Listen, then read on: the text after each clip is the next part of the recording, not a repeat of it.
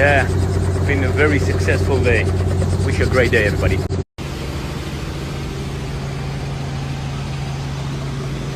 Simon Leviev, now the most wanted man on Tinder, and maybe not in the way that you'd expect. Simon is a professional con man and fraudster who has conned an estimated $10 million out of his victims from across the world in a Ponzi scheme. Ponzi scheme is basically when someone lures investors but uses money from previous investors to induct new ones, basically creating this cyclical manner of wealth where he uses previous victims to pay for a new victim to become part of his trap. While the man has heartlessly scammed tons of innocent women out of hard-earned money, leaving them in hundreds of thousands of dollars in debt, he is also a free man dating an Israeli model. Today we're covering the life of Simon Leviev and seeing what he's up to now. Tomorrow though, you decide. Let us know in the comments down below who you think we should cover on the next episode of Where Are They Now? And please don't forget to like this video for more content just like it. Simon was born in a very poor part of Israel, in a slum outside of Tel Aviv. While not much is known about his early life, we do know that Simon was born into crime, as his father was a rabbi who had been accused of aiding Simon in defrauding another rabbi out of hundreds of thousands of shekels, amounting to about 400,000 US dollars. We also know that he was completely disowned by his mother, and when he was 15, he moved to New York with his family friends. Those family friends would later accuse him of misusing their credit card for $40,000, and they kicked him out of their house, so he went back to Israel. He's been committing minor frauds since he was a kid, starting out with check fraud, where basically one writes a check to illegally obtain money that isn't there. In 2011, Simon was charged with theft, forgery, and fraud for attempting to cash stolen checks in Israel. A year before that, he allegedly stole checkbooks from a family he was babysitting for, attempting to forge 3 checks, and from a household while working as a handyman. He was also charged with leaving a 5-year-old baby unattended for a long period of time. Simon was found out and then arrested and released on bail for about 3,000 American dollars without having ever served any time in jail. Later that same year, Simon officially fled Israel under a fake name and passport. In 2015, Simon was arrested again in Finland, this time for defrauding several women out of their money. He defrauded 3 women in the UK, Finland, and Bangkok of about $215,000. He was sentenced to 3 years in prison, and when he was arrested, he claimed to be a man born in 1978, and he also had 2 forged Israeli passports, 3 forged Israeli driver's licenses, 2 forged Israeli flight permits, and 5 forged American Express credit cards. He served his 3 years in prison in Finland. Then once his sentence was over, he was supposed to be extradited back to Israel because he had an arrest warrant out there. But once Simon was dropped in Israel, he quickly went to work assuming a different identity, this time by changing his last name to Leviev.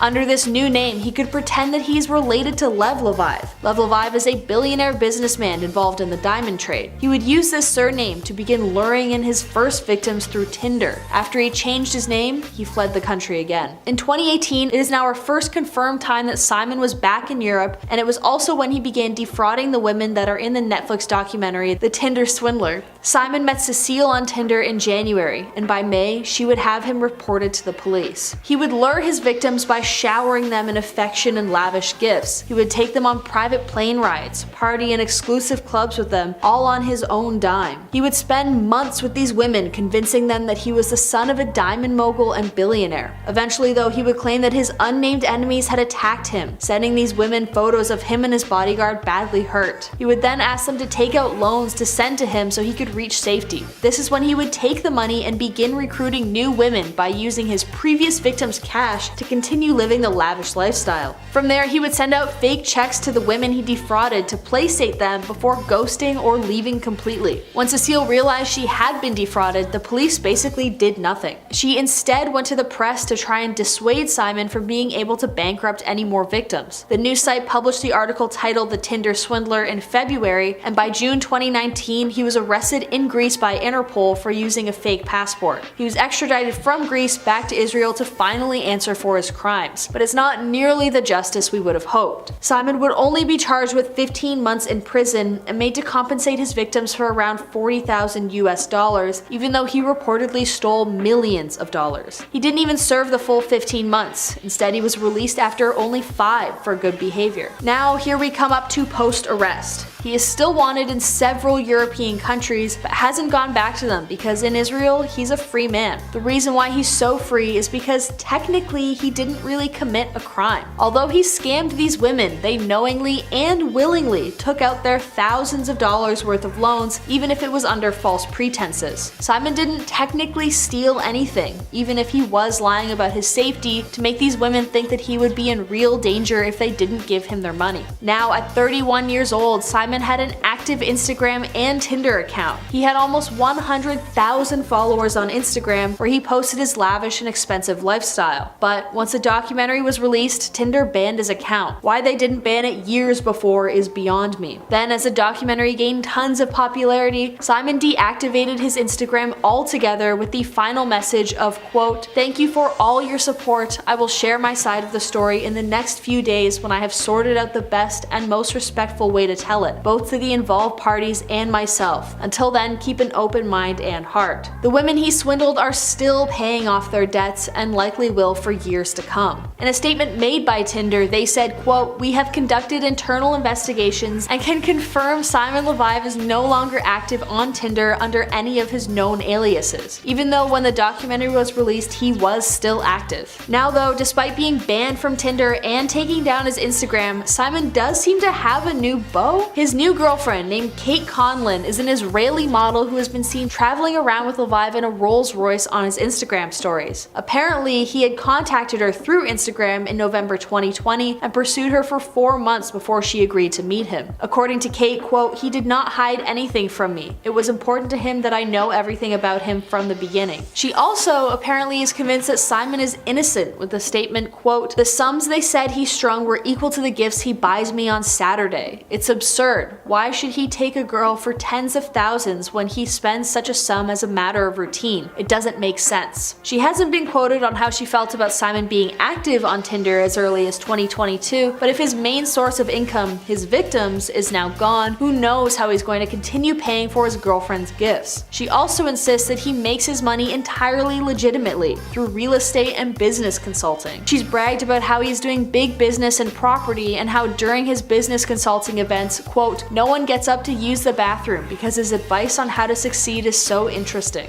Who knows, now that Simon's unable to utilize his previous methods of fraud, if he will continue to be able to live his lifestyle of theft and fraud. People see you as the ultimate scammer.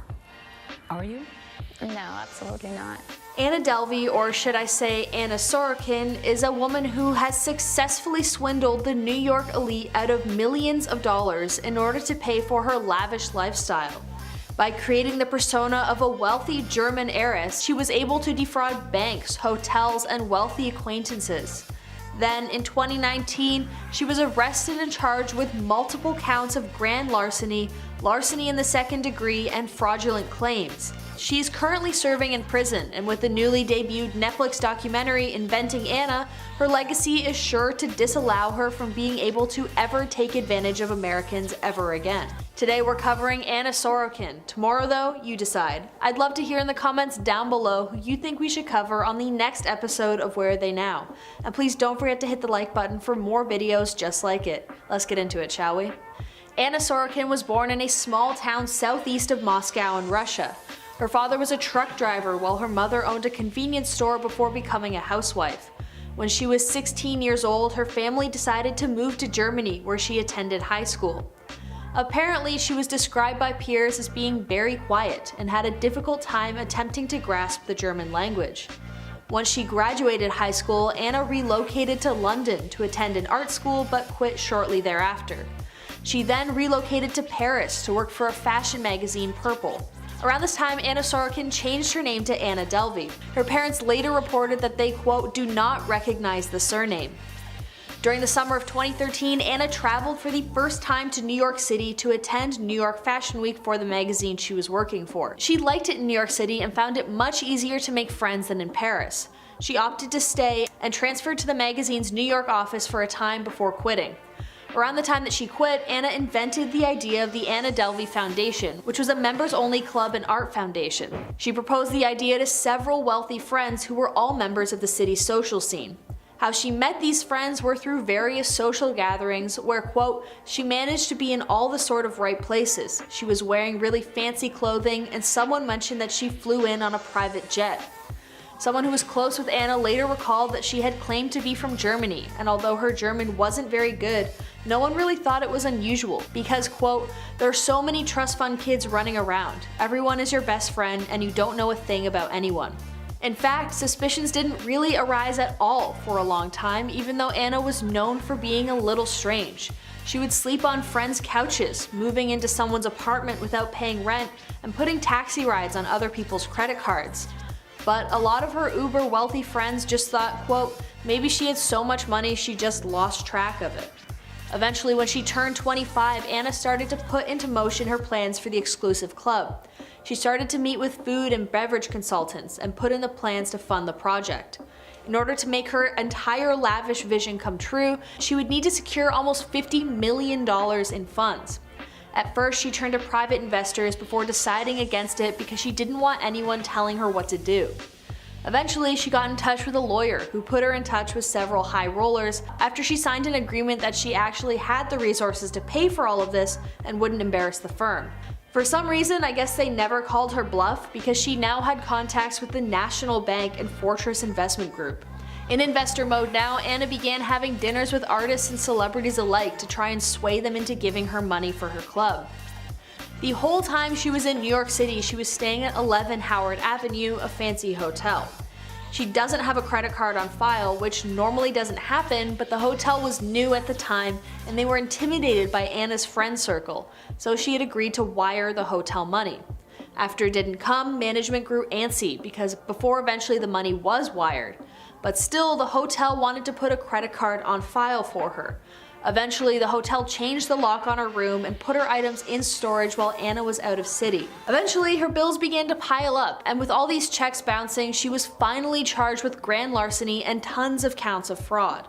She was admitted to Rikers Island, a famous prison in New York, and she obviously couldn't pay her bail, so she awaited her trial in prison.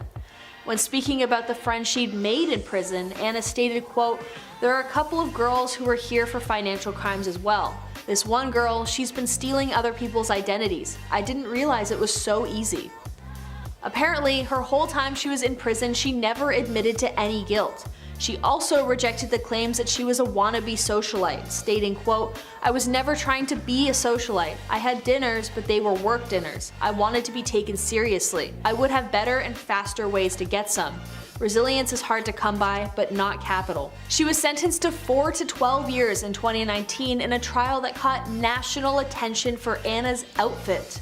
The famous baby doll innocence of Anna Sorokin's trial seemed to give off the illusion of her sweetness and inability to do anything wrong. The bouncy white dress wouldn't save her though when she was convicted of defrauding hotels, restaurants, banks, and a private jet operator out of more than $200,000. After her trial, she was sent from Rikers Island to the Albion Correctional Facility in upstate New York. Then, during a parole hearing, Sorokin once again apologized and expressed remorse.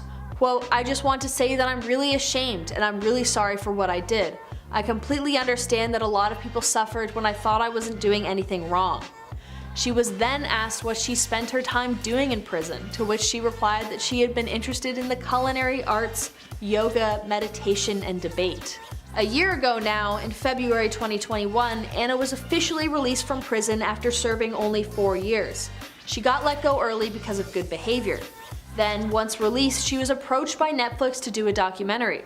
Although she isn't entitled to any of the money gained from royalties, she was a paid consultant for the docuseries that dramatizes her life. Apparently, she is using that money to pay back almost $200,000 in restitution to various banks that she's defrauded.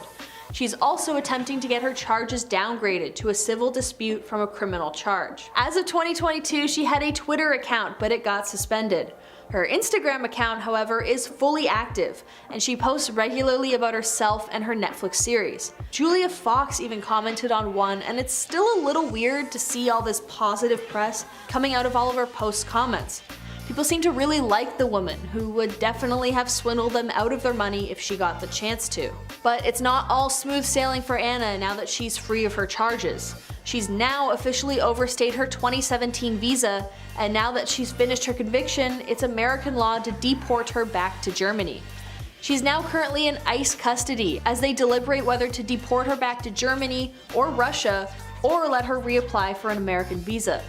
There's the argument that she hasn't fully rehabilitated, given that her Instagram post seems to consider it all to be some kind of joke. Her attorney has filed a motion to have her released, but nothing has come of it yet.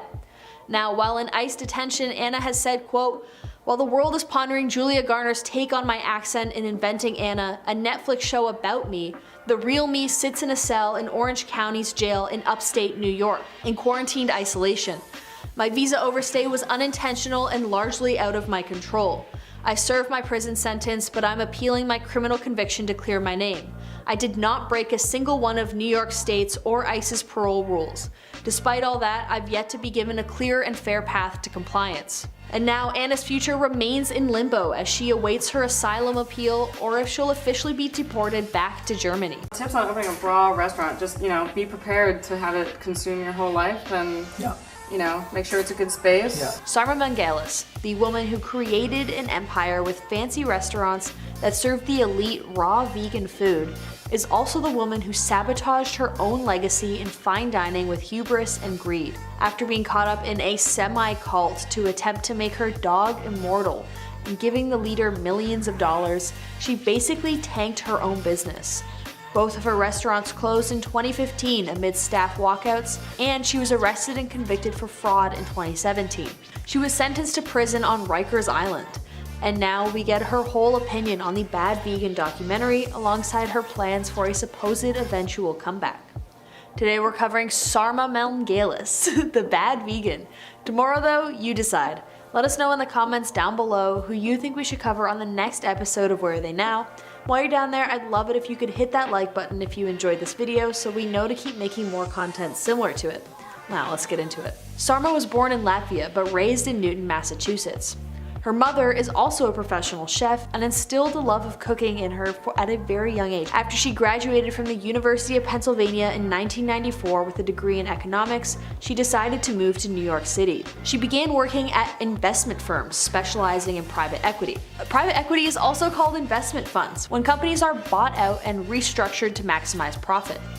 After working and investing for a few years, Sarma decided to leave business and enroll at New York's French Culinary Institute. When she graduated, her and her boyfriend at the time opened a restaurant that would close down only 2 years later.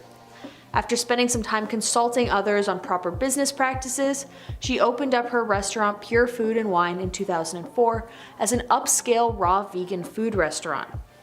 This restaurant would be a much larger success, and it was listed twice in New York Magazine's Top 100 Restaurants and 5 years in a row in Forbes Magazine's All-Star New York Eateries. Due to the business doing so well for itself, Sarma and her business partners also opened One Lucky Duck, a takeaway eatery attached to Pure Food and Wine. By 2009, Sarma started to believe that Matthew Kenny, her boyfriend and co-owner of the restaurant, had given inadequate attention to the financial side of the business. So, her and another co-owner decided to expel him from the business because he believed that Sarma knew best due to her financial background. The business itself did so well that it garnered an insanely loyal clientele, including celebrities like Anne Hathaway, Owen Wilson, and outspoken lover of the chain, Alec Baldwin, who met his wife Hilaria at the restaurant in 2011. There was also a lot of loyalty from the workers of the restaurant itself, who sometimes referred to Sarma as Sar Mama. And then, the beginning of the end. Sarma met a man named Anthony Strankis. They met on Twitter and began an epic love affair, although Anthony was hiding a criminal past and gambling addiction from her. He began convincing Sarma to take money from her business and spend it on personal purchases. They had siphoned over $2 million and began stiffing employees, duping investors, going on the lam, and spending lavishly on hotels, watches, and casinos. A source close to the situation described the scenario wherein Anthony would use cult-like techniques, including gaslighting, sleep deprivation, and humiliation to control Sarma. Anthony even convinced her that he would make Sarma's beloved dog, Leon, immortal if only she could give him the cash to find the right people to get it done. Anthony had done this before too, convincing a woman to marry him, and she fell pregnant. He moved into her house, and then after she became so poor from Anthony taking all of her money that she had missed months of mortgage payments, he took off.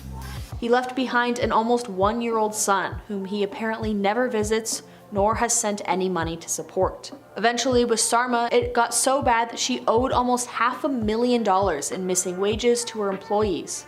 In 2015, they staged a walkout after not being paid for a few months. This was the second time that year that she hadn't paid her staff, and they must have finally just had enough. She only addressed the walkout and subsequent closure of both restaurants in a blog post in February 2015. She apologized for the incident, but later decided to delete the post for whatever reason. In an interview with Well and Good, Sarma stated that the delayed wages were due to slim margins caused by debts and expensive ingredients, and that she had also previously missed her own rent payments. During the ordeal, however, she provided employees with a completely different explanation, blaming the situation on changing banks. In April 2015, Pure Food and Wine, One Lucky Duck, and OneLuckyDuck.com reopened. A majority of the staff from the original walkout did not return, obviously, after it reopened.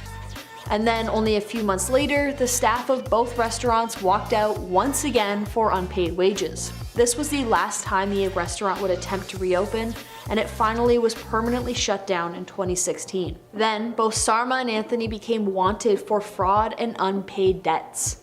Their response? Flee the scene. They were holed up for a while in random hotels and motels, subsisting on vegan bowls from Chipotle.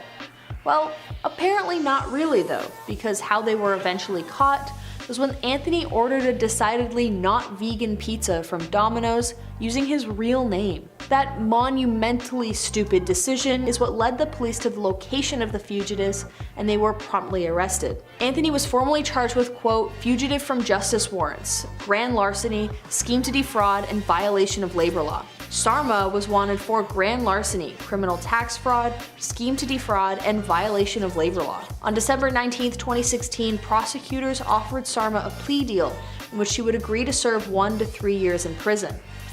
She took the deal and pleaded guilty to stealing more than $2 million from investors, scheming to defraud, and criminal tax fraud charges. She received a jail sentence of nearly 4 months, which she spent on Rikers Island. Not surprisingly, Sarma filed for divorce from Anthony only a few months later. So, what's she up to now that she's out of prison and a freed woman? Well, she's certainly not happy with the new documentary about her called Bad Vegan: Fame, Fraud, Fugitives. She slammed the documentary, calling it misleading, especially near the end when it seemed to hint that Sarma was still in contact with Anthony, of which she is not. Anthony himself has, quote, gone on to live his life. He's got a job, uses his name, this is behind him, and she's behind him. The fact that Strangus had moved on is part of the reason he didn't want to get involved in the production of the documentary. Quote, he pled guilty to it, he opened up to it, and he did it long before Sarma did. His case was resolved probably close to a year before Sarma's was. The former restaurant owner did eventually pay her employees, who went unpaid during the time period shown in the documentary. Mel Galis wrote on her website that in exchange for the source materials and images she contributed to the docuseries, she received a fee that went to the attorney representing the employees. So at least there's some justice there for the people who were scammed. On their repayment, Sarma stated, quote, I was relieved once this payment went through, but that was just a small part of what remains outstanding. I want to be clear that I'll keep working towards addressing it one way or another, eventually. She also wrote that besides the back pay, which she claimed on her income taxes, that she did not profit off of Bad Vegan. Quote, Netflix and/or the producers can confirm this. Anyone who's been the subject of a reputable documentary or who works in the industry could also confirm the standard practice of not paying subjects. According to her Instagram, Sarma spends a lot of her time reading and hanging out with her dog Leon at her New York City home. She also seems to be working on projects where she can continue to tell her story, judging by a post where she was recording a podcast 3 weeks ago. The raw food enthusiast also said that she was up for opening another restaurant during a New York Post interview in 2019. Quote, if there was some magical opportunity to open the same restaurant in the same place, I would do it in a heartbeat.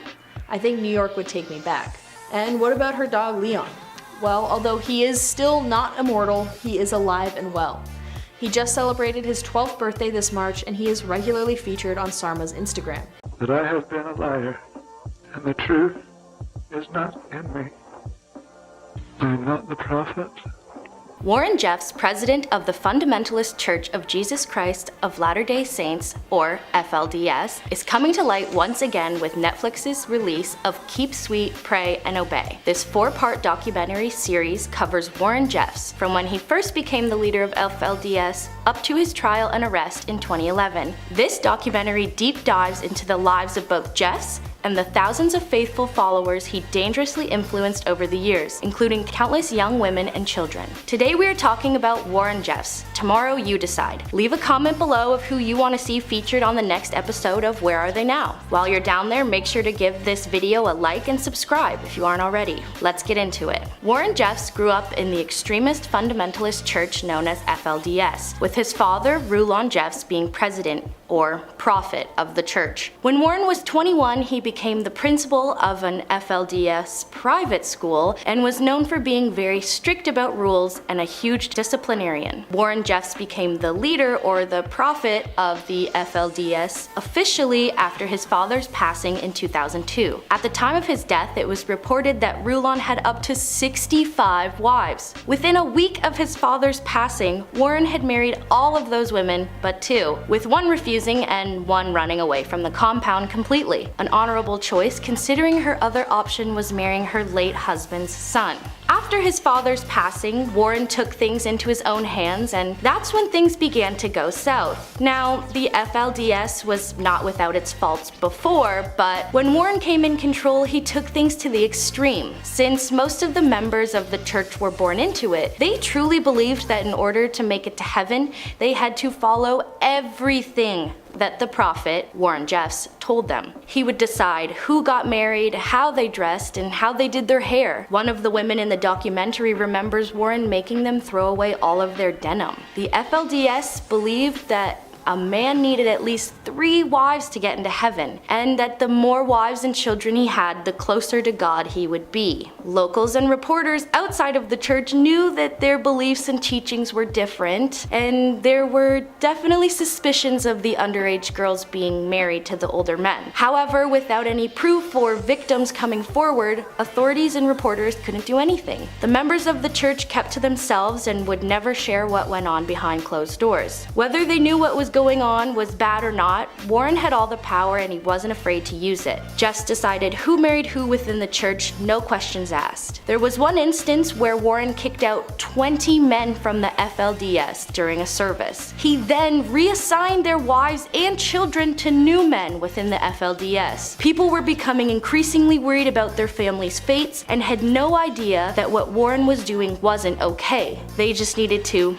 pray and obey. That was until people decided to finally get out of the FLDS and come forward to speak out about Warren Jeffs, who famously told his followers to keep sweet no matter what. It was so hard for members to leave the church, especially women, because they had never worked, made any of their own money, or even had a proper education. But that didn't stop it from happening. In the early 2000s, Alyssa Wall, known at the time of the trial as Jane Doe 4 for her protection, came forward with the allegations that Warren had forced her to marry her 19-year-old first cousin Alan in 2001, with her being only 14 years old at the time. In the documentary, she talks about the consummation of her marriage and how, with her lack of education, she was very blindsided. She felt uncomfortable with Alan and even went to Jeffs to try and get him to choose another husband for her before they even became married, with obviously no success. Alyssa agreed that Alan often harmed her, and after suffering multiple miscarriages, eventually left Alan and the FLDS completely. In June 2005, Warren Jeffs was charged in Mohave County, Arizona. Now this is YouTube, so I can't say exactly what his charges were, and I will be severely downplaying it, but you can find all of this info online if you want any of the specifics. He was charged charged with harming a minor, another version of harming a minor, and with conspiracy to commit harm to a minor. Now, I need to give a little context on the location of all of this because this is where things really start to take off. So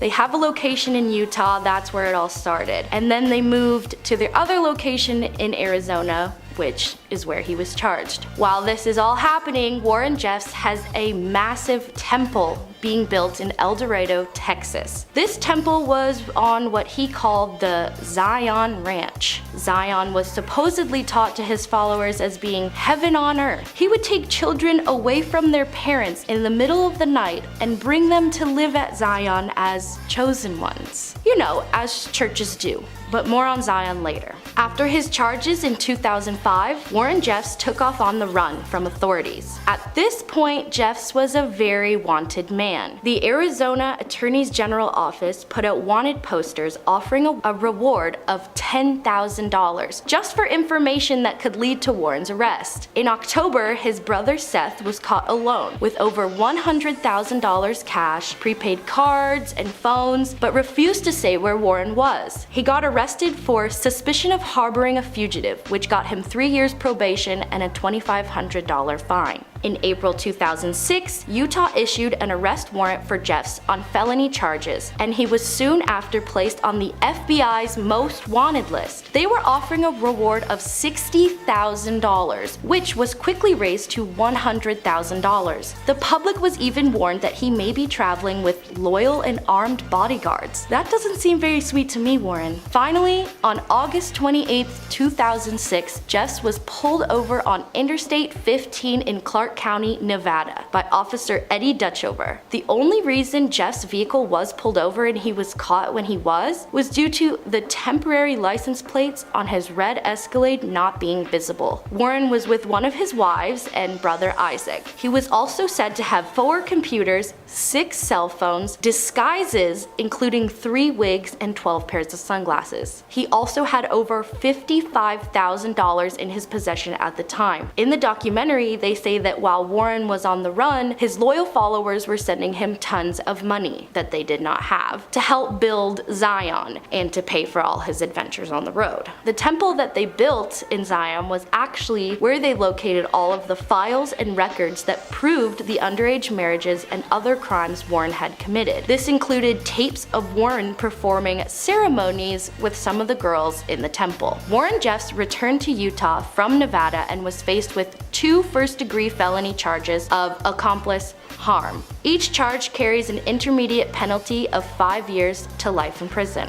We're not done here either, folks. Arizona prosecutors were up next to try Warren. He was held in Washington County Jail pending that previous trial of Alyssa and her cousin Alan. Jeffs continued to lead his followers from jail, having his wives visit and relay his information back to the people. In July 2007, Warren was accused in Arizona on 8 counts. Again, it's YouTube, so I won't include the specific charges. Just know he's an evil man. Warren's trial officially began September 11, 2007 in Utah. On August 9, 2011, Jeffs was sentenced to life in prison, fitting with the eligibility of parole on July 22, 2038, when he's about 83 years old. So where is he now?